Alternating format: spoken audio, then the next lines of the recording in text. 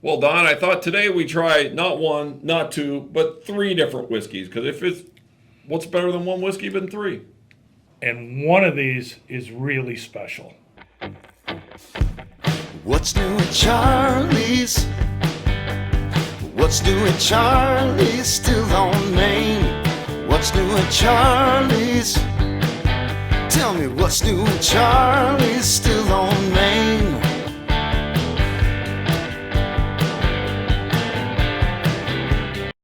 Hi, welcome to this week's edition of What's New at Charlie's. And what's new at Charlie's this week is we have an assortment of Penelope whiskeys. My good friend Mr. Don Williams, author of the bourbonfool.com. Don, these things are coming out so fast I can't keep up. Well, we have reviewed an awful lot of Penelope whiskeys, and now that they have the full might of MGP behind them, they're probably going to keep coming out at record pace. But the important thing here is there's one in this group that I can't wait to taste. Yeah, so they've been very innovative. They're doing a lot of cool stuff, a lot of barrel finishing. You know, the history of Penelope, they're cool, what they do. And we're just going to jump right into the whiskey. And if you want to hear more about how Penelope started and where they've been, I'm going to link a video at the end of this one that will tell you the Penelope story. That we've already covered. But we're going to jump right into, first we're going to jump into the Penelope Wheated. Now, we thought this was interesting, and this is kind of, we're going to go with it. The Penelope Wheated and the Havana have the exact same mash bill, right, Don? They do. 74% corn, 7% rye, 16 wheat, 3 malted barley.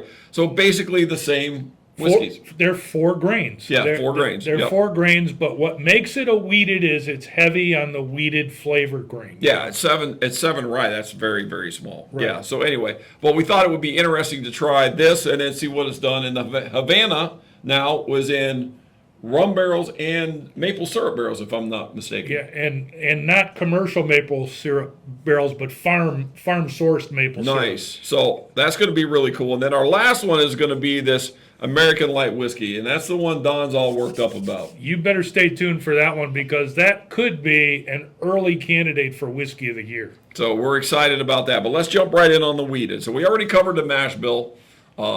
This is part of their Cooper series, which is like their one-offs until it goes really well, and then it becomes a one-off again next year, but like the Rio. But I will not argue about that at all. Cheers. Cheers. So pretty high on the corn. 95 proof. Yeah. 4 to 6 year old whiskey. Oh boy.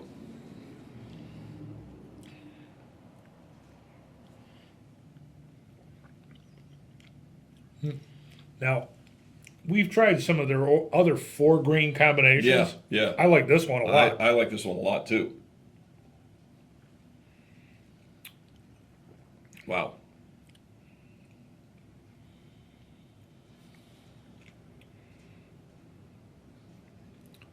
So it's got the wheated profile that you would expect from a wheated whiskey, but it still has that little bit of spice from that little bit of rye that's in there. And that's probably why they're doing it. That Yeah. little bit of rye strain is really helping it, and it gives it just a little bit more flavor and cuts the sweetness down a little bit. Yeah. Wow, that's fantastic. At only 4 years old? Well, 4 to 6. 4 to 6. Okay. All right. So now we're going to take that same whiskey. We're going to throw it in a couple barrels. I assume different barrels and blend it together. Is that what you got from your research? Secondary maturing in rum barrels, and then secondary maturing in maple syrup, and then co-blending Okay. after that. Right. Yeah. You can just see the color difference between the two as far as, basically being the same thing. You can almost see that it has a different viscosity. Oh, yeah, for just sure. by the way it pours. Yeah, for sure. Cheers. Wow, it's sweet on the nose. Mm-hmm. That's pretty sweet. I'm going to go out on a limb. That could be the sweetest bourbon I've ever tasted. Yeah, that's really sweet.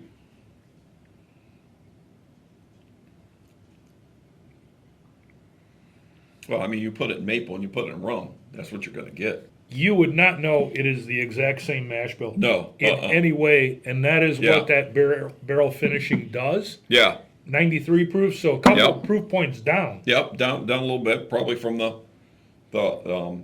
syrup and the rum. Okay. All right. I got that. That is really, really interesting. Yep. That's a nice dessert pour. All right, Don. Here you go, buddy. Get excited. So, American Light Whiskey.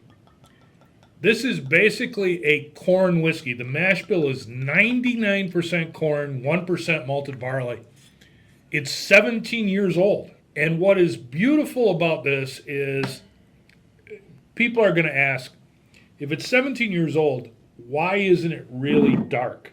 Well, the reason is, if it's secondary, it's a secondary used barrel. Yep.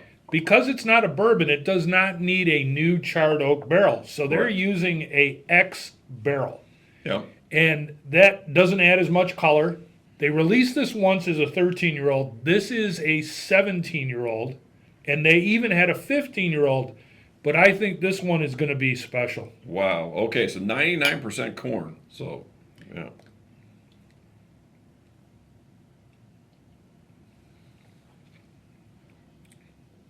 Oh, yeah. Oh, man. Oh, yeah. I see why you're excited. Holy cat.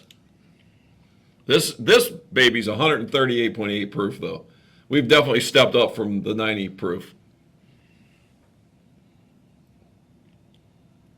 So, terrific nose. Great mouthfeel.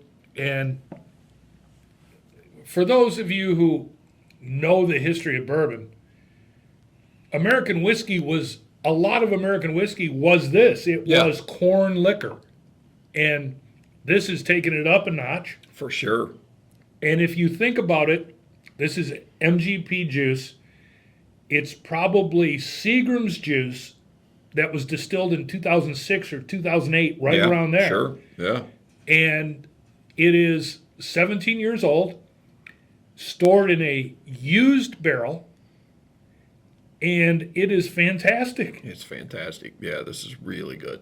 First quarter of the year, this is a pretty special whiskey to come out. Absolutely.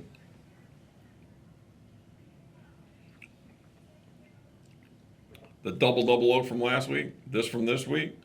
We're on a pretty good start to the year, huh? All bourbons, all bourbons, and this is not a bourbon, this is an American whiskey. So many whiskeys depend on the flavoring grains. Sure. They depend on the wheat, and they depend on the rye, and they depend on the characteristics of a new barrel. Yeah.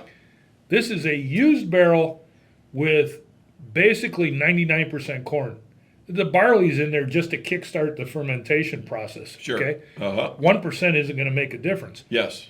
This whiskey has a fantastic flavor by being 99% corn. It's Yeah. really remarkable. Absolutely. And that is my favorite Penelope ever, right there. Yep. I would have to say that's right there for sure. Wow. Well, that was special, Don. You were right. You're gonna have to put these on a flight because you're gonna go from a very good solid wheat bourbon to a very solid, perhaps overly sweet bourbon that is almost dessert wine like. Yep. And then you go to the hammer. The punch in the face. And that one is really fantastic. That would make to me, a great flight. Okay, well, if Don says it, so shall it be. We'll have a flight at Charlie's this week, so you come on in and check it out. And, wow, I can't wait to see what Penelope does next, Don. I gotta just say this. When I first saw the words American Light Whiskey, it scared the daylights out of me because when bourbon wasn't selling, folks, in the 70s, everyone started creating light whiskey because they thought it would compete with vodka. And it was horrible stuff. It Yep. just did not sell. It was not good product. And when I saw this name, it said, oh, please don't go in the wrong direction.